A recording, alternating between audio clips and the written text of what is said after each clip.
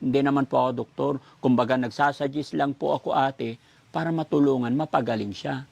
Kumusta naman yung 20,000 na binigay ko? Meron pa? Ayun pa, Meron pa 8,000. 8,000 na lang. O, di ba? Mauubos na lang. Kung yung pera na yun, dinala na agad doon, may naumpisahan na tayo.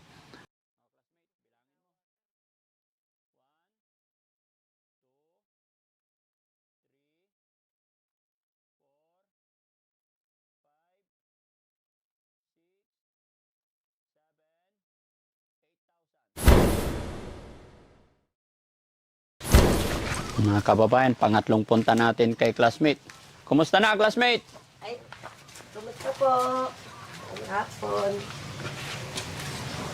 Ano pala, dahil Frankie pala, dinala namin Saan po? sa Bulingit. Kasi Opo. hindi niya inabot niya, yung mula dito walang ilaw, Mm-mm. naabot siya ng huminga. Mm. Takot ako, sabi ko, ano, dalhin na kita kapatid, sabi ko. Sige ate, sabi niya.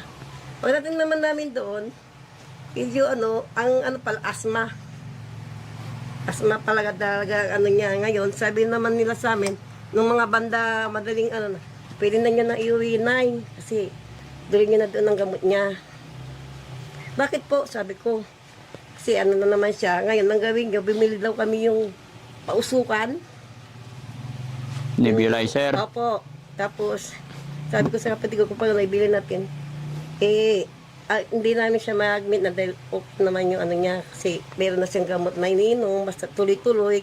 Saka Hindi laging- po siya okay, ate. Hindi siya Yun nga, okay. sinabi ko rin sa kanila pero sabi, pwede naman. Dapat sa Region 1. Di ba? Hindi siya na kaya nag-abroad na ako Hindi siya maka... Habol makahinga. Hindi, Kasi kaya... walang ilaw dito, 2 araw. Kaya takot ako Hindi. na. Sabi ko, Dapat dinala nyo sa Region 1. hindi. Kaya nga po siya hindi nakakahinga kasi nandito lang siya.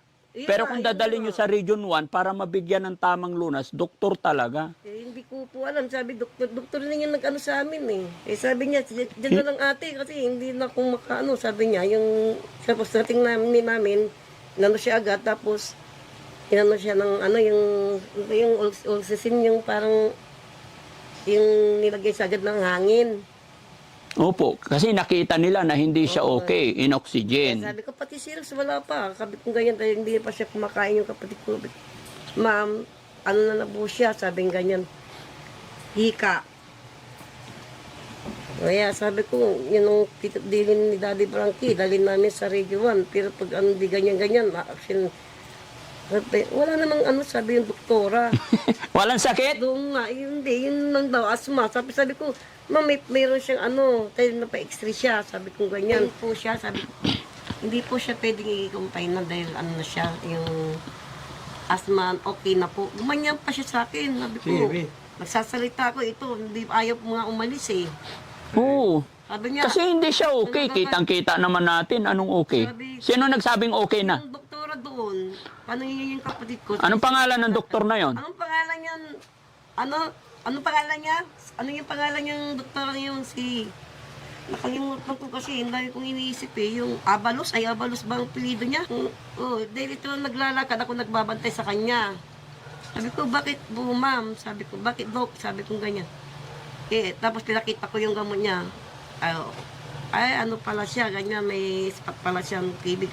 Hindi, dapat kasi, ma'am, sabi ko nung umpisa, dalhin sa Region 1 para ipa-check yung dugo, X-ray, ECG. Yung dugo niya, saka in-extra siya. Tapos inano yung, yung... Na hindi po normal yan. Yun nga Hindi po normal. Yun na yung sinasabi ko. Kaya nga nagbigay na ako ng 20,000 para mapa-admit. Gaya ng sinabi ko, pag nadala nyo po yan, tuloy-tuloy pa ang pagtulong ko. Sabi naman ng kapatid ko, pag natin, pwede natin sabi yung anak kong tumawag. Ano kaya may transfer nyo? Sabi sa... Dapat kasi dinala nyo talaga sa Region 1. Yun nga inaano ko rin sa kay para inaabot niya. Umaganyan siya, kaya natakot ako. Sabi ko, Diyos ko, sana, kaya mo ba? Sabi ko ganyan. Dahil nga, Hindi, pag naganyan kasi nga, hinahabol na niya yung hininga niya. Pag nandito lang yan, abutin lang hanggang mamatay na si classmate. Sabi naman niya, pag Parang hinihintay lang natin mamatay siya pag ganun. hindi ko nga po, ako talaga sinabi ko talaga po, ang totoo nandun ako. parang gusto ko nang umiyak na, hindi, kailangan gamutin niyo yung kapatid ko. Eh, wala akong, paulit-ulit sinasabi sa akin, tapos tinawag yung kapatid ko na binigay yung gamot na, geto, bili kayo ng ano para, binili na rin namin yung mga gamot niyang para Kasi sa... pag dinala nyo po sa Region 1, para malaman kung anong stage na po yung sakit niya, eh, dinala yata ninyo sa Bulingit, binipi lang, okay. Kaya nga, sabi ko, Di ba? Binipi lang siguro. Hanggang umaga kami, Oh. naantay namin na maano siya. Nay, Nakaready na, dala na namin lahat, pati muna niya, pati... bakit kasi Bulingit, Nay? Sinabi ko po sa inyo, Region Kasi 1. siya, nataranta ko sa kanya kasi yung inga niya, yun ang inano ko. Gusto ko wala naman ako magawa. Paypayan mo ako ate. Sabi niya, ay may ina naman ako magpaypay. Yun ang parang natakot ako na ganun nga, yung inaabot niya yung inga niya. Eh ako reviewsan pa naman ako ng ganyan na ano. Pero kung sa Region 1, tapos yung sinabi ko nung una, ang purpose, bakit nyo dadalhin ng Region 1? Para malaman kung anong stage ang sakit Hindi niya. namin ano ang gagawin namin. Tulad yung kapatid ko, sabi ko, mayroon pa yung ano, sabi niya, doon na lang kaya, diretso natin, inihingal na siya eh, sabi yung ganyan. Lalo na't hinihingal, dapat talaga sa Region 1. Kaya sabi ko, parang kinabahan na ako, hindi ko alam, babang umaandar yung motor. Diretso kaya natin, sabi ko, nung ano siya, umaganyan sa talaga siya, sabi na lang natin, sabing ganyan, no. Medyo, naman siya, ninasikaso naman Kung siya. talagang mula dito ate, kung talagang ang intention nyo padagupan Region 1, hindi kayo mapupunta ng Bulingit. Ay, pag ano kami, hindi, ang usapan namin sa kanya talaga, ang sabi ni Daday Frankie, sundin natin siya dahil sabi niya, kaya lang, dumating nga itong usapan na walang ano, tapos may bagyo, sabi naman niya, natin dadalhin, inihingal nga, sa Bulingit na lang. Sabi naman yung isa, sa Blessing na lang, sa Blaze, sabi nga naman yung isa. Hindi ko alam kasi bahala kayo, basta ako, abutin ko hiningan nito. Saan tayo talaga? Ang sinabi naman to, na, sa Bulingit na lang. Sabi niya, hindi napaano siya. Sinabi mo classmate sa Bulingit? Ang inaabot niya yung hininga niya. Ha? Hindi ka gagaling kasi classmate pag hindi ka mag-stay sa ano. Kaya sabi, nung medyo nakalabas kami, mag-isip kami dalawa. Pag bagay, hindi pa naman siguro tatidid-sididad. Hindi pa siguro mamamatay? Hindi, sabi ko, ibalik natin, wag na doon. Sabi ko ganyan, nagdalawang, kahit ayaw nila, basta mag-decision na ako. Kung ayaw mag-drive, maghanap ako ng driver. Sinong ayaw? Sakaling ayaw na ng kapatid ko. Hindi, sabi bakit niya, ayaw? Bakit mo sinasabi? Hindi, sinasabi ko lang. Ate, pakinggan mo po ako. Bakit mo sinasabing sakaling ayaw ng kapatid mo? Kasi yun ang una kong desisyon sa Radio 1. Kaya sabi naman ng kapatid ko, naabot na nga daw siya ng hininga. Eh ako naman, ang akin lang, yun ang bilin mo. Kasi yun ang susundin dapat, di ba? Eh ngayon, sabi ng kapatid ko, sa Bulingit na lang ate, sabi niya, sipi ako ang panganay. Sabi niya, iniisip niya rin na baka pag ating tinatakbo namin sa sakyan namin, baka hindi ko alam, hindi ko rin masabi. Kasi sabi niya, hirap na ako niya. Ate, makinig ka po Apo. Pasensya na po kayo sa akin. Wala akong masamang intensyon. Dadalhin niyo po yung kapatid niyo, hindi dahil sa bilin ni Daddy Frankie, hindi po. Dadalhin niyo po sana yung kapatid niyo para gumaling yung sakit niya. Yun lang gagawin. Makinig ka muna ate kasi hindi tayo nagkaintindihan, no? Para maging maayos. Gaya ng sinabi ko nung una, hindi pa naman doon nagwawakas ang pagtulong ko basta madala nyo sa Region 1. Eh ngayon kung ang dami yung sinasabi na kisyo ayaw ng kapatid, kisyo maghanap ka na lang ng ibang driver kung ayaw, hindi po, kayo magkapatid lang mag-usap-usap. Hindi nyo po dadalhin ang kapatid nyo dahil kay Daddy Frank. Hindi. Kaya dadalhin nyo yung kapatid nyo para mabuhay pa siya. Real talk po yan ate, pasensya na po kayo. Pag ganyan lang ng ganyan, parang hinihintay na lang natin na mamatay si classmate. Pasensya na po ha. Ayaw nyo, ba't hindi nyo dalhin sa Region 1? Kabihin nyo po, dadalhin ko po dito sa Region 1 yung kapatid ko. Gusto kong malaman kung anong stage na yung sakit para mabili natin ang gamot. Ma'am, kasi yung gamot kaya natin bilhin. Di ba? Pasensya na po kayo ha. Classmate, gusto mo pa bang mabuhay? Gusto mo pa bang gumaling? Opo. Kausapin mo yung mga kapatid mo, sa Region 1 tayo ha. Kailangan lang talaga ng tiyaga. No? Yun lang, kailangan lang talaga magtiyaga. Kasi hindi po pwedeng dinala natin sa ospital, 1-2 araw is magaling na. Hindi po. Kailangan talaga ipacheck lahat. X-ray, ECG, ang tawag nito, basta marami. Hindi naman po ako doktor. Kumbaga nagsasuggest lang po ako ate para matulungan, mapagaling siya. Kumusta naman yung 20,000 na binigay ko? Meron pa? Ayun pa. Ano pa, 8,000. 8,000 na lang, o di ba? Mauubos na lang. Kung yung pera na yun dinala na agad doon, may naumpisahan na tayo. Ayan, sa 20,000, 8,000 na lang. Wala akong balak bawiin yan or what dahil para sa kanya. Tinatanong ko lang, ini-explain ko lang po sa inyo na pag dinala nyo na antemano sa Region 1, may nag-i-step by step, iutusan nila kayo, ganito gawin nyo, ganito gawin nyo. Walang? Alam po. Eh, Sabi ko talaga. Ngayon sabi ko pag sagaling Ate, kahit na hindi man tayo masyadong marunong, pag pumunta po kayo sa Region 1, explain ninyo yung gusto nyo mangyari at may pera naman po pambili ng gamot, kailangan lang namin ng ganito. Kahit wala tayong alam, magtanong-tanong tayo step by step, kahit sa guard, ituturo nila lahat. No? Sinsya na classmate, inubo ako sa ulan, sa bagyo. Tapos alam mo classmate, yung upload natin, napanood na ng mga classmate natin. Oh, isa rin yung reason ba't nandito ako. Dahil napanood nila yung upload ko, nagulat sila sa kalagayan mo.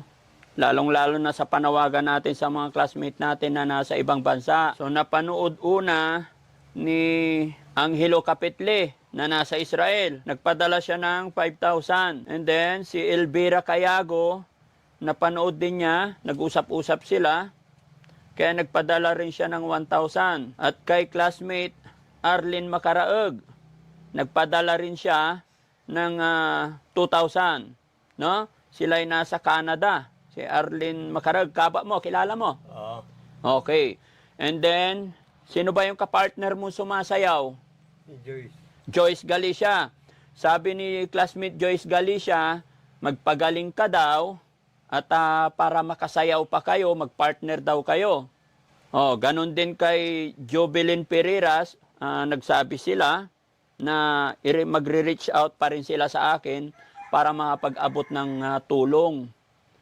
Pero paano kami tutulong kung hindi kayo pupunta sa Region 1? Mawawalang saysay po lahat yan, madam, ate.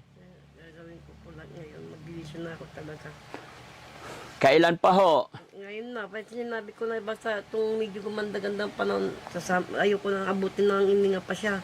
Sabi ko, ayoko yung bigla-bigla. Kahapon pa magandang panahon natin, ha? Pasensya na po talaga. Kaya ngayon No? sabi ko nga, ngayon ano ko na rin po. Kaya sabi ko, No? iba talaga doon sa Radio 1. Dito walang nangyayari dyan sa Bulingit.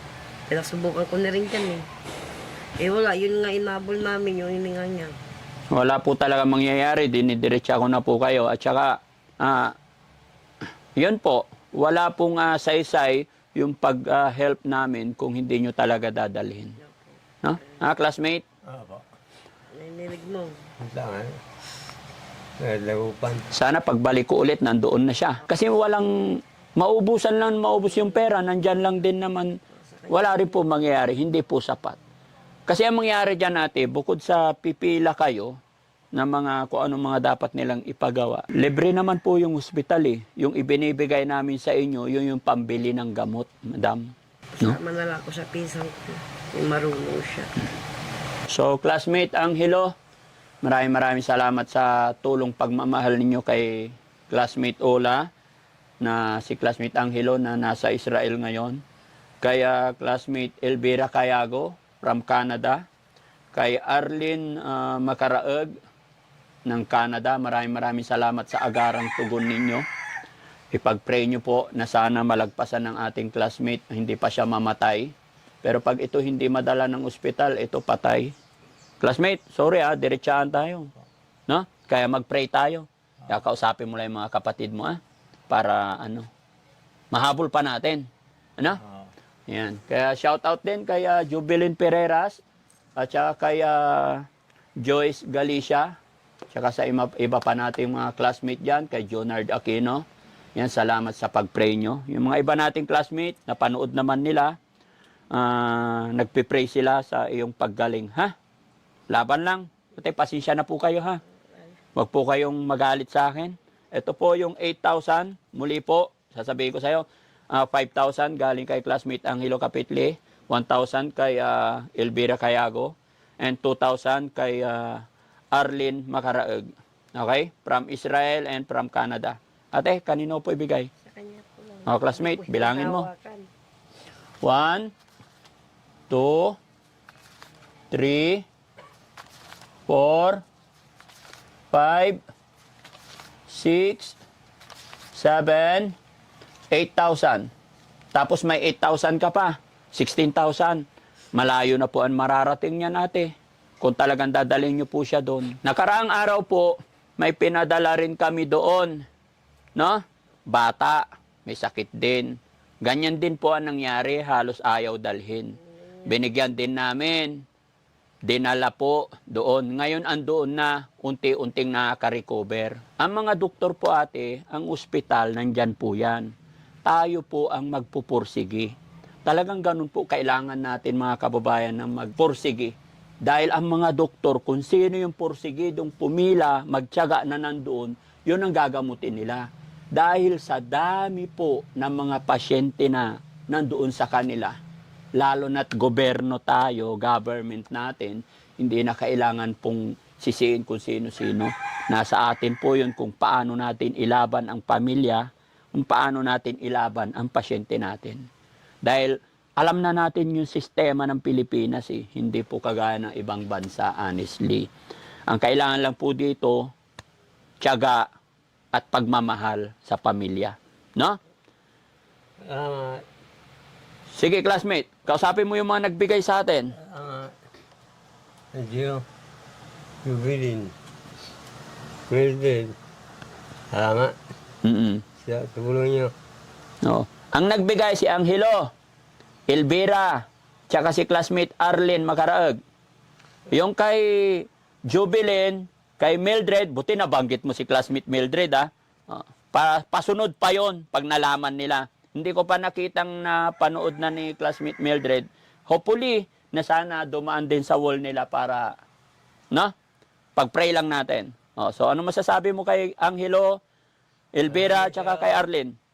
Maraming salamat po, classmate, sa tulong niyo. Saka si Arlene Macaraeg. Macaraeg.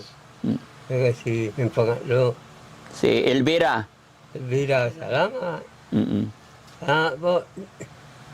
Pabili. Salamat sa tulong niya sa kapatid ko. Eh, classmate, laban lang ha. Walang iiyak. Walang iiyak ha. Kaya natin to. No. Hindi iyakin si Ula. Ha? Pero pag nakaramdam ka talaga ng pagmamahal, walang matigas na puso, mga kababayan. Luluha at luluha ka, tandaan natin yan. Kaya hambang nandyan ang ating mga kapatid, andyan ang ating magulang, andyan pa ang ating kapamilya, hanggat may magagawa pa tayo para sa kanila, gawin natin ang lahat para sa kanila. Wala na pong silbi, wala nang saysay yung mga dadalhin or pagmamahal natin pag sila'y nawala na sa mundong ibabaw. Diba? Kaya habang nandyan pa tayo, paramdam natin yung pagmamahal. Ate? Okay. So yun mga kababayan, mga kabarangay, pinilit lang din namin na bumalik agad dito. Although sa paglipas ng bagyong Uwan, stranded kami sa Anda. Siya rin po yung nabasa yung likod ni Daddy Frankie.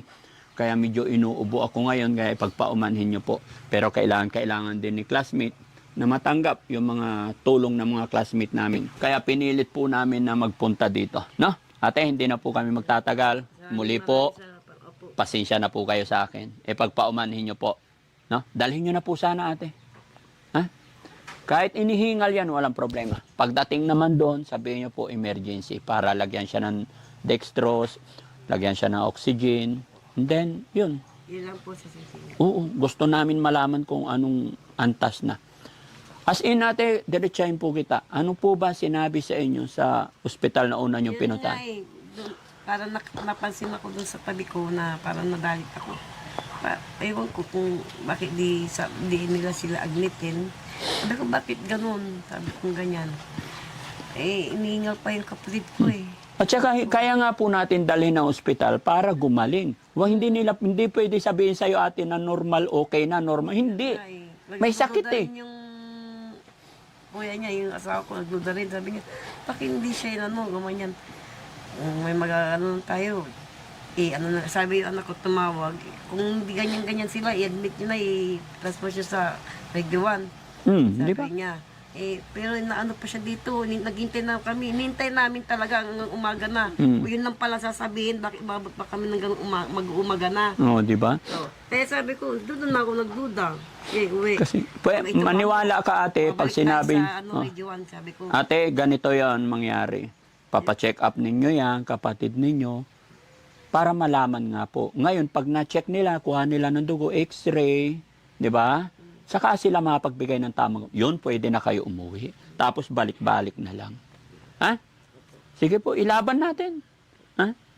Okay. So, maraming salamat mga kababayan. God bless po.